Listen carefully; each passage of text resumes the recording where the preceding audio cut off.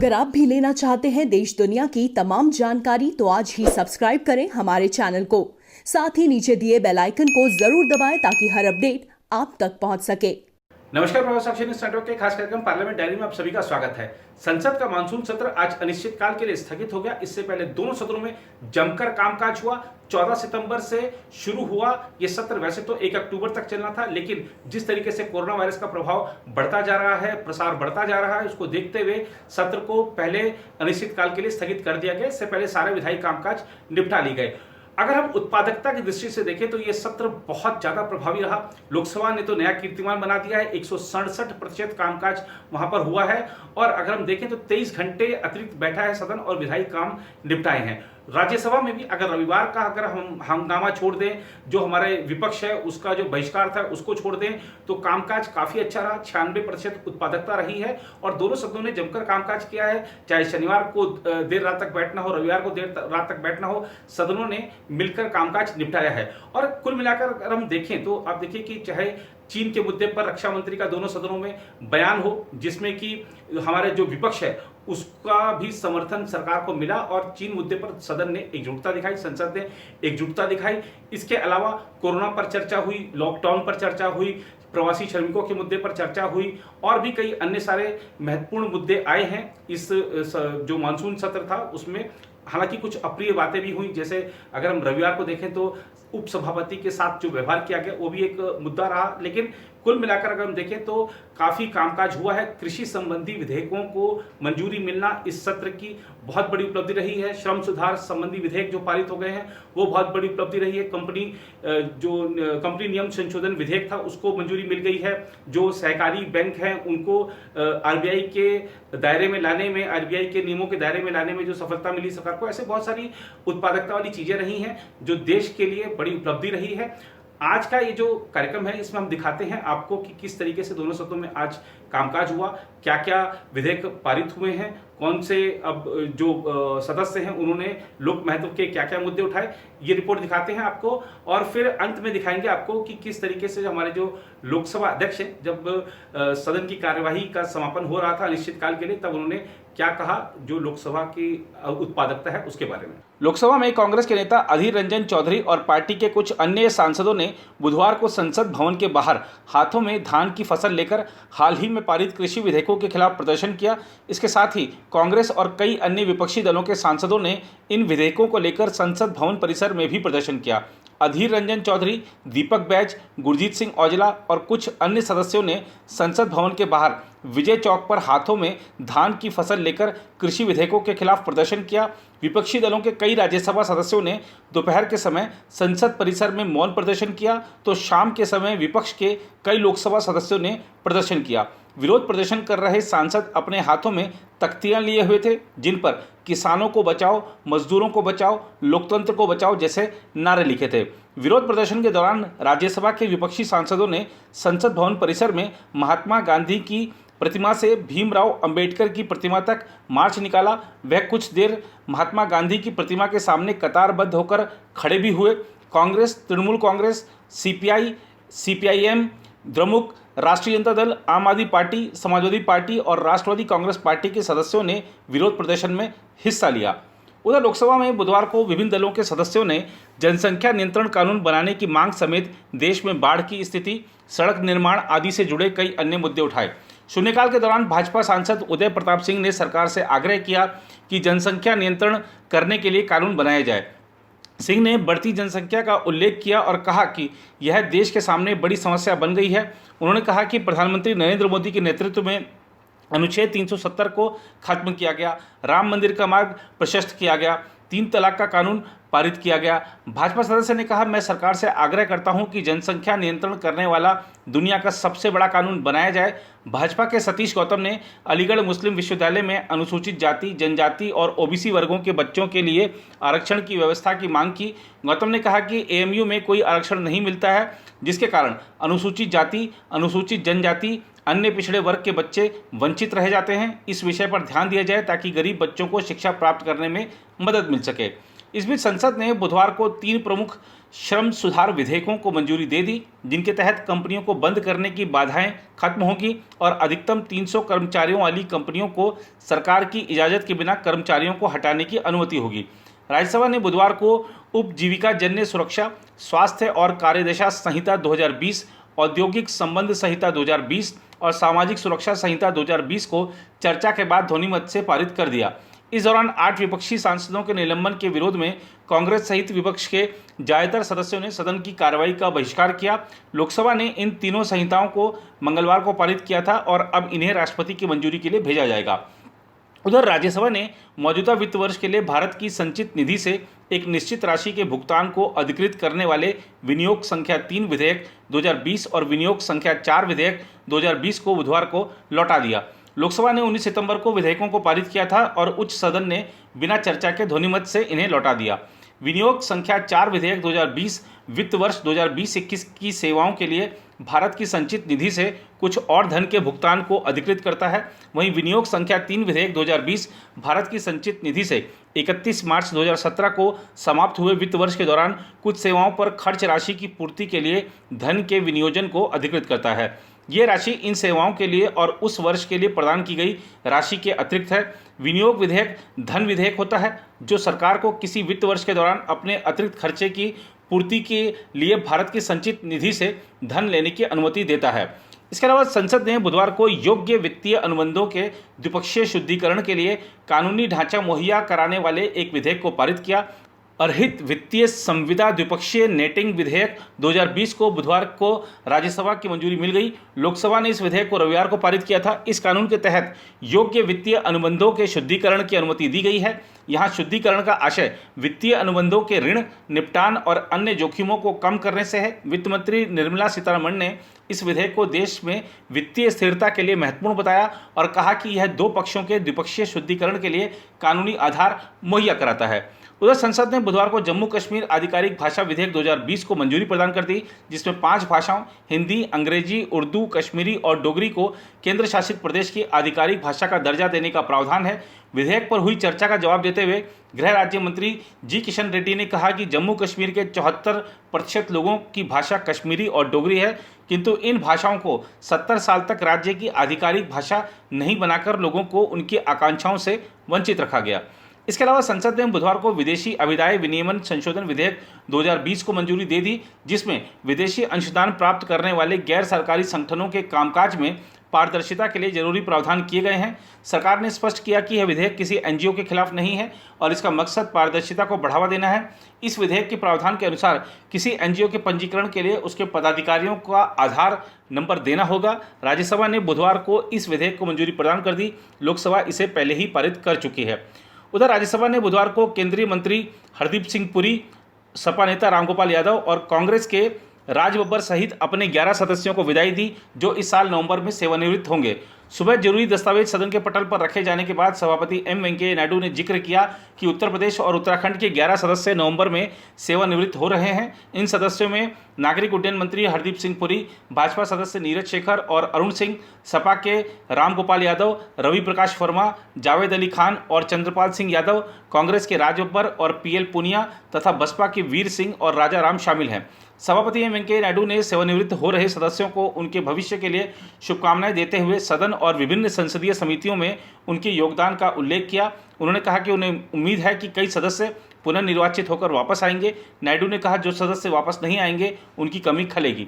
इसके अलावा राज्यसभा के सभापति एम वेंकैया नायडू ने बुधवार को विपक्ष के कुछ सदस्यों द्वारा सदन का बहिष्कार किए जाने के बीच विधेयकों को पारित किए जाने को बहुत अप्रिय बताने के साथ यह भी कहा कि यदि इस परिस्थिति में विधायी कार्य को नहीं लिया जाता तो इस तरह के बहिष्कार को विधायी कामकाज को बाधित करने के प्रभावी माध्यम के रूप से जायज ठहराया जा सकता था। उन्होंने राज्यसभा के मानसून सत्र को अनिश्चितकाल के लिए स्थगित करने से पहले अपने पारंपरिक संबोधन में यह बात कही।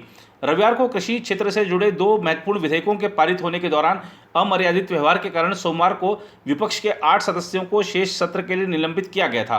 कांग्रेस सहित विपक्ष के कई दलों ने इन सदस्यों को निलंबित करने के विरोध में मंगलवार से सदन का बहिष्कार किया। कई विपक्षी दलों के बहिष्कार के बीच 2 दिन में सदन में कुल 15 विधेयकों को पारित किया गया। इसके बाद कोरोना वायरस महामारी के साए में आयोजित राज्यसभा का ऐतिहासिक मानसून सत्र बुधवार को अपने निर्धारित समय से करीब 8 दिन पहले अनिश्चितकाल के लिए स्थगित हो गया। छोटी सी अवधि होने के बावजूद सत्र के दौरान 25 विधेयकों को पारित किया गया। उधर लोकसभा की कार्यवाही को भी बुधवार को अनिश्चितकाल के लिए स्थगित कर दिया गया। इससे पहले कोरोना वायरस महामारी के बीच मानसून सत्र में लोकसभा की बैठक के सुचारू संचालन के लिए सरकार की तरफ से लोकसभा अध्यक्ष ओम बिरला का आभार व्यक्त किया गया। सदन में संसदीय कार्य मंत्री प्रहलाद जोशी ने कहा कि लोकसभा अध्यक्ष बिरला ने राज्यसभा के सभापति एम वेंकैया नायडू के साथ परामर्श करते हुए मौजूदा विशिष्ट और विषम परिस्थिति में मानसून सत्र के संचालन के लिए जो व्यवस्थाएं की, उनके कारण सदन की बैठक सुचारू रूप से चली और इसके लिए अध्यक्ष बिरला बधाई के पात्र हैं। उन्होंने कहा कि बिरला ने राजनीतिक रूप से तनावपूर्ण हालात में सभी दलों को विश्वास में लेकर सदन का संचालन बहुत अच्छे तरीके से किया। माननीय सदस्यगण, 17वीं लोकसभा का सत्र आज समाप्त हो रहा है। ये मानसून सत्र का कई अर्थों में ये सत्र ऐतिहासिक रहा है। आप सभी मान्य सदस्यों ने कोरोना महामारी के खतरे के बावजूद अपने संवैधानिक कर्तव्यों को सर्वोपरि रखा और देर रात बैठकर विधायी कार्य किए।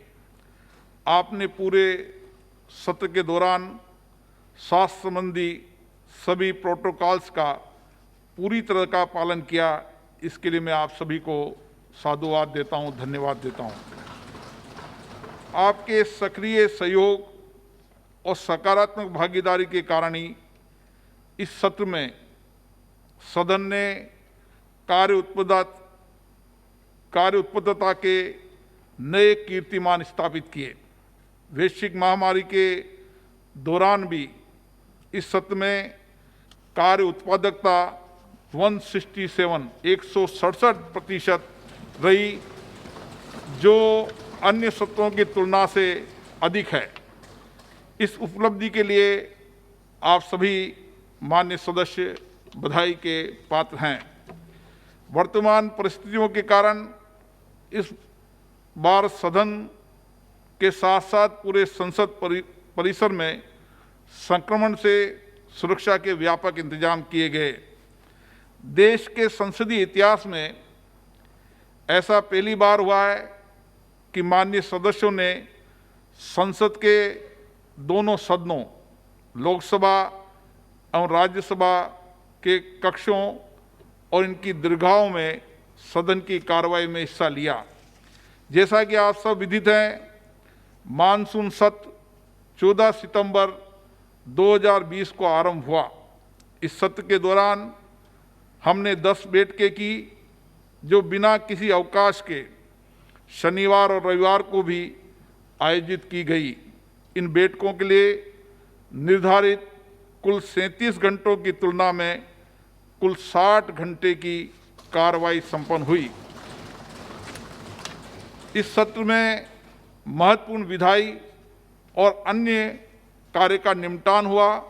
सत्र के दौरान 68% समय में विधायी कार्य किए गए, शेष 32% में गैर विधायी कार्य किए गए। वर्ष 2020-21 के लिए अनुदान की अनुपूरक मांगों का पहला बैच और वर्ष 2016-17 के लिए अतिरिक्त अनुदानों की मांग पर चर्चा 4 घंटे 38 मिनट तक चली। तदनुसार विनियोग विधेयक भी पारित किए गए।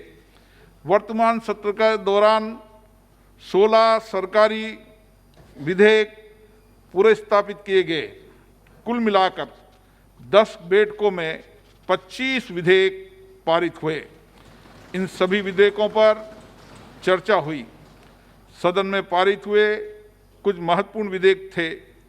आवश्यक वस्तु संशोधन विधेयक 2020, कृषक उपज व्यापार और वाणिज्य संवर्धन और सरलीकरण विधेयक 2020, कृषक सशक्तिकरण और संरक्षण, कीमत आश्वासन और कृषि सेवा पर करार विधेयक 2020, उपजीविका जन्य सुरक्षा, स्वास्थ्य और कार्यदशा संहिता 2020, औद्योगिक संबंध संहिता 2020 और सामाजिक सुरक्षा संहिता 2020। सत्र के दौरान अतारांकित प्रश्न सभा पटल रखने की अनुमति दी गई। तदनुसार मान्य सदस्यों द्वारा पूछे गए 2300 अतारांकित प्रश्नों के उत्तर सभा पटल पर रखे गए। इस सत्र में मान्य सदस्यों ने शून्यकाल में 370 लोकमत के मामले उठाए गए। मैं विशेष रूप से उल्लेख करना चाहूँगा कि 20 सितंबर 2020 को शून्यकाल में देर रात तक बैठकर कुल 88 मान्य सदस्यों ने लोकमत के मुद्दे उठाए।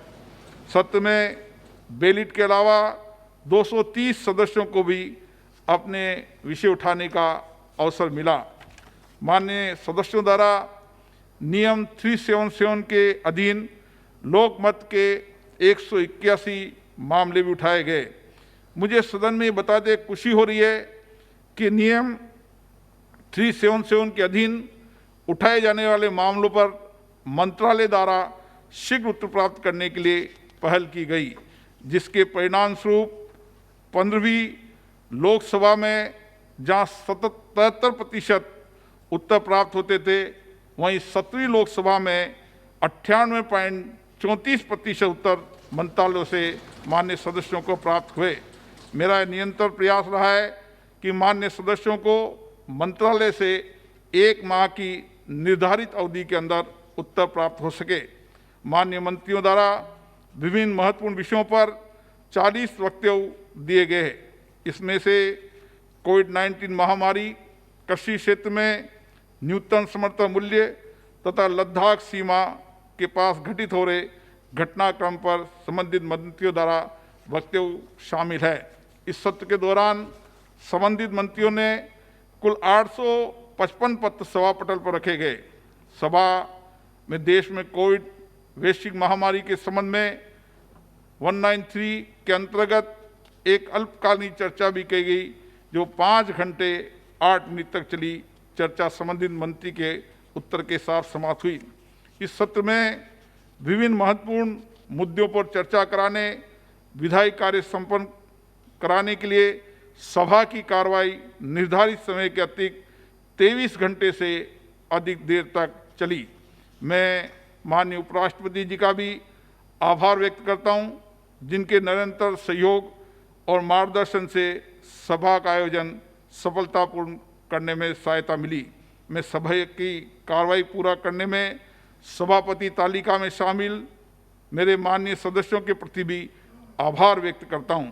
मैं माननीय प्रधानमंत्री जी, संसदीय कार्य मंत्री, विभिन्न दलों के नेताओं, लोकसभा और राज्यसभा के सभी मान्य सदस्यों के प्रति भी सहयोग के लिए अत्यधिक कृतज्ञ हूँ। मैं सदन की ओर से प्रेस और मीडिया के मित्रों को भी धन्यवाद देता हूँ।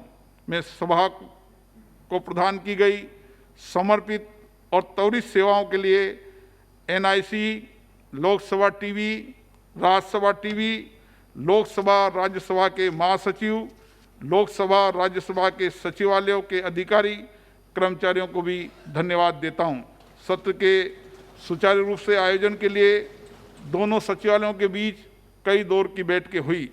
उनके लिए हमने प्रयास किया कि सुरक्षा के अपेक्षित परिणाम आए। संसद भवन को संक्रमण मुक्त रखने में सहयोग करने के अन्य स्वास्थ्य संबंधी सुविधाएं उपलब्ध कराने के लिए संबंधित मंत्रालयों, विभागों और अन्य एजेंसियों के लिए भी आभार व्यक्त करता हूं। मैं सभा की कार्रवाई के संचालन में संबंधित एजेंसियों को उनके द्वारा दी गई सहायता के लिए भी धन्यवाद देता हूं। मैं माननीय सदस्यगणों से आग्रह करूंगा कि खड़े होकर हम वंदे मातरम की धुन बजाई जाए।